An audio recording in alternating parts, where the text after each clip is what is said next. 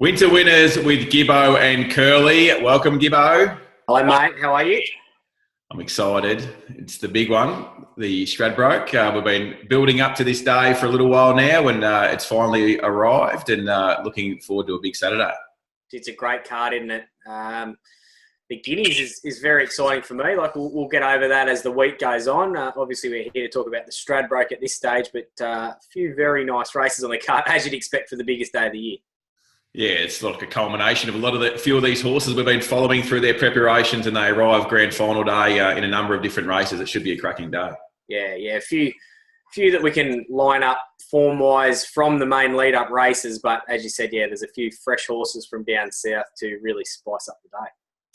So we're going to have a quick look at the Stradbroke now. The barriers are out finally. I suppose we have to touch on Care to Think and the gate, unfortunately. Yeah, no, apparently there is a racing god, but I don't know what he's got against Care to Think. But look, it's all a bit of a joke, really. It's become funny at this stage, but it just means he's due for some good ones next prep. But look, he can still run well. As long as he gets some cover, I think he can be hard to beat. I would have been extremely confident on a good track from a good gate. I think he would have been the one to beat. But no, mate, he'll run well. Look, I'm not taking too much out of the barrier draws just at this stage. I think for me,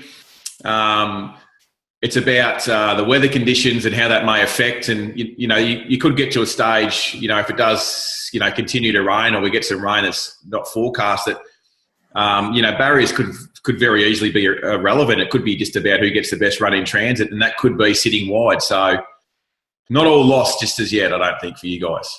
No, I sort of, I just think he needs a bit of luck in running, obviously, as most of these do. Some of the main hopes are going to get a long way back, and they're going to need a fair bit of luck themselves. For sure. We'll go through the race. Look, I think I'll probably start with talking about Impending. Been there, done it, defending champion. Hasn't come up favourite. Obviously the Champagne Cuddles of Bjorn Baker, the 3-year-old fillies, come up favourite from gate one. Potentially an overreaction because it drew one, did the price, or is it a deserved favourite in your opinion? In my opinion, I think she's a deserved favourite. Again, as long as it doesn't get too wet, I think she's one of the best bets in a big race in a long time. Okay. I love the way she run down YPO and nearly broke the clock that day. There were some fast times, but to run 1.7 any stage is really good. I thought first crack at the big boys at weight for age was outstanding. I thought Care to Think made her go 100 metres earlier than Brown wanted to, and the fact she was still strong behind Impending and only beating a length and a half there, she meets him around 5 kilos or around that better, 4 kilos better off. Yeah. Look, I just think the one thing we know about this race is that the Monster and Paras will be leading.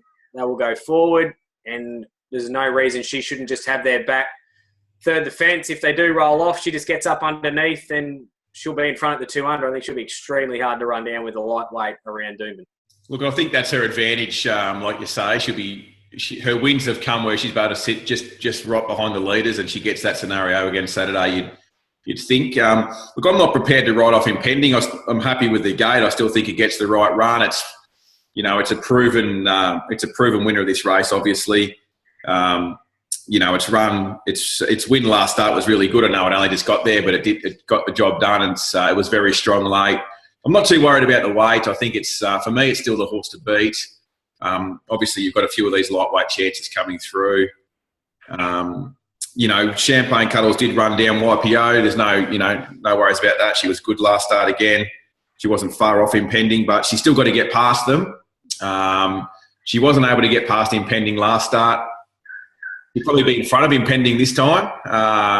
You'd like to say from the gate, but I'm still want to be in Impending. I can see probably an each way price Impending at this stage, which I'm sort of pretty keen to play. And the other one that I thought was a chance, Blair, was Paras. I thought its win last start was very strong, and there's plenty of comparisons to be able to be made on the day to the other races over the same distance. I thought it was a very good win. Yeah, I think he's a tough on pacer who's never gone better. You want a horse in form, and I do think those 3-year-olds with the light weights, they're going to be up on speed. I think Care to Think probably won't be too far off. Hopefully, he just needs a bit of cover. I think they've sort of got some favours, those horses, as long as Care to Think's not, 3 wide, no cover. Horses like Impending Santa Ana Lane crack me up, who I all think are genuinely good chances. They're going to get back around Doomben. One of them might have luck, but you wouldn't expect all of them to have luck in a 16-horse field around Doomben. So I think it's advantage those ones up on speed. That's why I'm so keen on Champagne Cuddles. Anything else that you like that we haven't mentioned in the race? No, I think those proven ones at the top, that we just mentioned, Impending Santa Ana Lane, crack me up. They're all a chance. They're just going to need the luck. So I'm leaning to those ones who will be in the first half of the field. Champagne Cuddle's very keen with you on Paras. Think he's very hard to run down, and I still haven't put a line through Care to Think. He'll go okay. We just don't want it too wet. Well, I suppose we keep an eye on the sky as well. The forecast hasn't been great. There's a bit of rain around, but as I think we read on Twitter, 6 mils of rain is comparable to what the irrigation was going to be for the week anyway. So there was no irrigation, but there was 6 mils of rain, and now it's just fingers crossed that these rain fronts don't linger around. Yeah, no, that's for sure, mate. Everyone stick around. We'll go through the rest of the form and get that to everyone out on social media as we lead into the weekend. Cheers, mate. We'll get our heads into the form again and we'll find some winners. Talk soon. See you, mate.